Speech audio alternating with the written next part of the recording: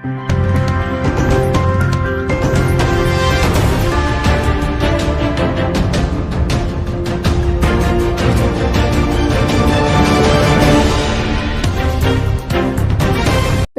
ಹಬ್ಬದ ಪ್ರಯುಕ್ತ ಸುಮಾರು 10,000 ದಿನಸಿ ರೇಷನ್ ಫುಡ್ ಕಿಟ್ ವಿತರಣೆ.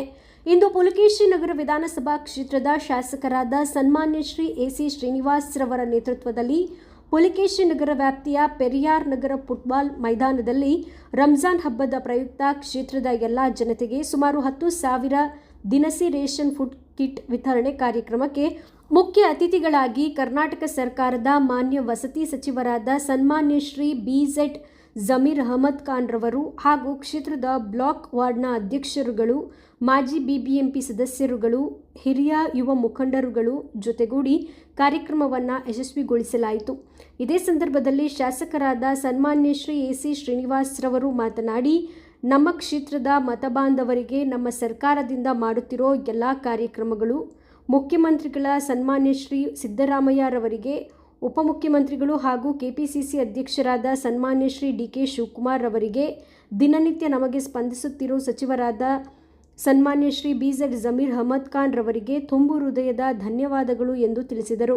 ಮತ್ತು ಸಚಿವರಾದ ಮಾನ್ಯ ಜಮೀರ್ ಅಹಮದ್ ಖಾನ್ ರವರು ಮಾತನಾಡಿ, ಪುಲಕೇಶಿ ವಿಧಾನಸಭಾ ಕ್ಷೇತ್ರದ ಶಾಸಕರಾದ ಮಾನ್ಯ ಎಸಿ ಶ್ರೀನಿವಾಸ್ ರವರು ಕ್ಷೇತ್ರದಲ್ಲಿ ಒಳ್ಳೆಯ ಕೆಲಸ ಮಾಡುತ್ತಿದ್ದು ಎಲ್ಲ ವಾರ್ಡ್ಗಳಲ್ಲಿಯೂ ಒಳ್ಳೆಯ ಕೆಲಸ ಮಾಡುತ್ತಿದ್ದಾರೆ ಎಂದು ಸನ್ಮಾನ್ಯ ಶಾಸಕರಾದ ಎಸಿ ಶ್ರೀನಿವಾಸ್ ರವರ ಕ್ಷೇತ್ರದ ಕೆಲಸದ ಬಗ್ಗೆ ಮೆಚ್ಚುಗೆ ವ್ಯಕ್ತಪಡಿಸಿದರು.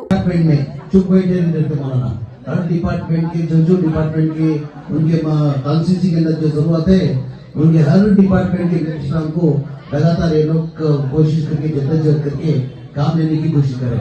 अभी हाल ही के अंदर BBMP का बजट मीटिंग रिव्यू मीटिंग था 2 दिन पहले. बजट रिव्यू मीटिंग के अंदर 450 करोड़ का प्रपोजल दिए. अभी हम लोग ने चामराजपेट का 100 करोड़ दिए थे. रिजवान ने कुछ 150 कोटी रिजवान को दिए. 400 कोटी 5 कोटी ಕೊಟ್ಟಿದ್ದೀವಿ. ತಾವು 450 ಕೋಟಿ प्रपोजल ಕೊಟ್ಟಿದ್ದೀವಿ. ಅಂದ್ರೆ ये लगता है कि कॉन्स्टिट्यूंसी के अंदर का जज्बा कहता है काम करने का करके इसमें लगता है DCM साहब बता रहे थे DK ಶಿವಕುಮಾರ್ साहब इलाहाबाद सीनियर लीडर आगे जमीन मंत्री आगे ಅವನು 100 कोटी 100 करोड़ रुपए वो मांग रहा है. रिजवान भी MLA होगी शिवाजी नगर का, वो कुछ 150 करोड़ मांग रहा है.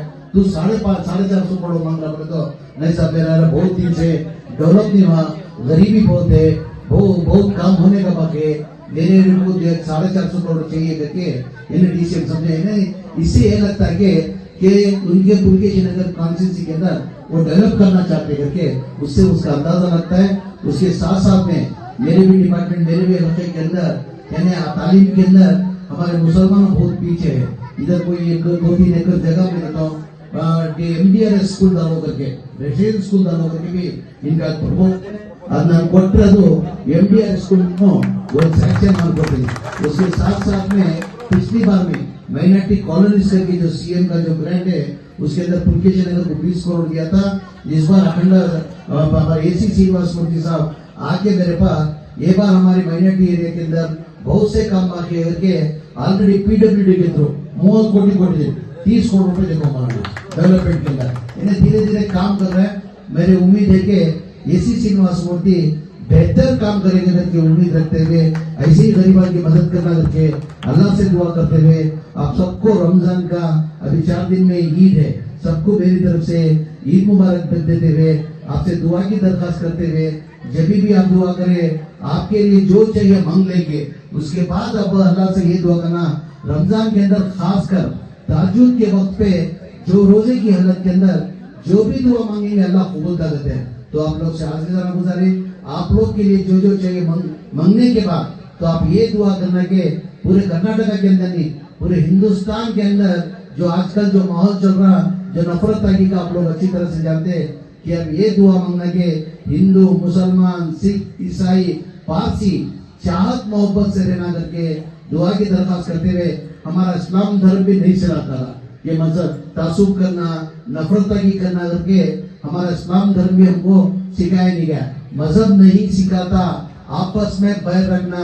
हिंदी है हम, हिंदुस्तान हमारा सारे जहां से अच्छा हिंदुस्तान हमारा ये इस्लाम धर्म ना ये सिखा पैसो दुआ की दरखास्त करते हुए रोजे की हालत में और रोजादारी रहना ಬಿಸಿಲಲ್ಲಿ ಕಾಯಿಸೋದ್ ಬೇಡ, ಬೇಗ ಯಾರು ಮಾತಾಡೋದ್ ಬೇಡ, ಈಗ ಬೇಕಾದ್ರೆ ಒಂದು 5 ನಿಮಿಷ ಮಾತಾಡ್ಬೋದು. ಜಮೀರಣ್ಣ ಎಲ್ಲ ಮಾತಾಡ್ಬಿಟ್ಟಿದ್ದಾರೆ.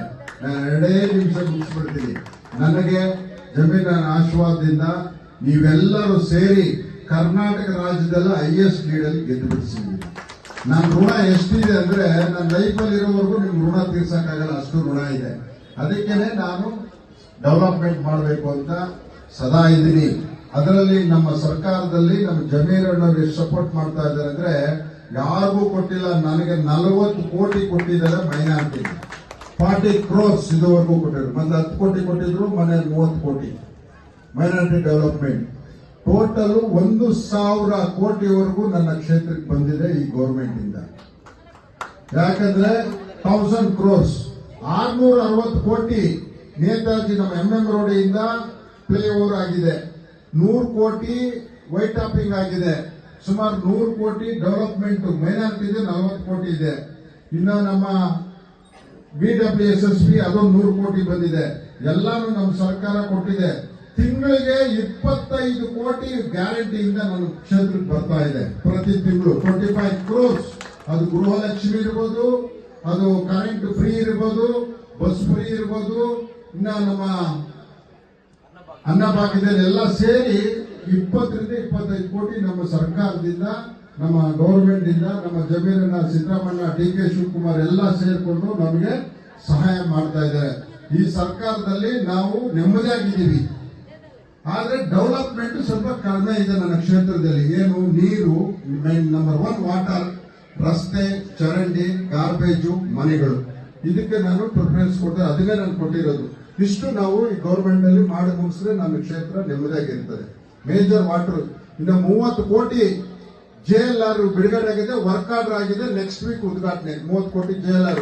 ಇದುವರೆಗೂ ನಮ್ಗೆ ಪುಲಕೇಶಿ ನಗರಿಗೆ ಇದೇ ಇಲ್ಲ, ನೀರ್ ಟ್ಯಾಂಕೇ ಇರಲಿಲ್ಲ. ನೀರು ಮೇಜರ್ ಸಮಸ್ಯೆ ವಾಟರ್. ಹೆಣ್ಮಕ್ಳಿಗೆಲ್ಲ ಕೇಳಿಸ್ಕೊತಾ ಇದ್ದಾರೆ. ಬರೋ ಇನ್ನು ವಾರದಲ್ಲೇ ಓವರ್ ಟ್ಯಾಂಕ್ ಉದ್ಘಾಟನೆ ಆಗ್ತದೆ. ನೀರ್ ಸಮಸ್ಯೆ 6 ತಿಂಗಳಲ್ಲಿ ನೀಗ್ತದೆ ಅಂತೇಳಿ ಈಗ ನಮ್ಮೆಲ್ಲ ಹಿರಿಯರು ಗುರುಗಳು ಒಂದು ಸಲಹೆ ಮೇಲೆಗೆ ಬಡವರಿಗೆ ಒಂದು ಕಿಟ್ ಕೊಡಬೇಕು ಅನ್ನೋ ಕಾರ್ಯಕ್ರಮನ ಮಾಡಿಕೊಂಡು ನಮ್ಮ ಗುರುಗಳು, ನಮ್ಮ ಮಿನಿಸ್ಟರ್ ಜಮೀರಣ್ಣ ಬಂದಿದ್ದಾರೆ. ಈಗ ಸಾಂಕೇತಿಕವಾಗಿ ಒಬ್ಬೊಬ್ರಿಗೆ ಇಲ್ಲಿ ಕೊಡ್ತಾರೆ.